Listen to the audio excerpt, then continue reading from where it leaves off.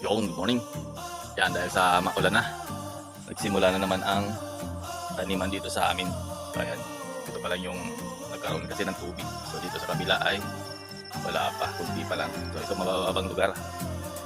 Kaya nagpa-tractor na kami.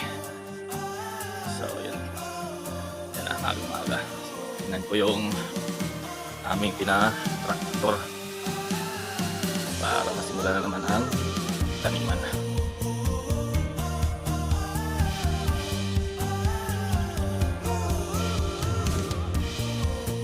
Natapos na pala ito kahapong i-tractor.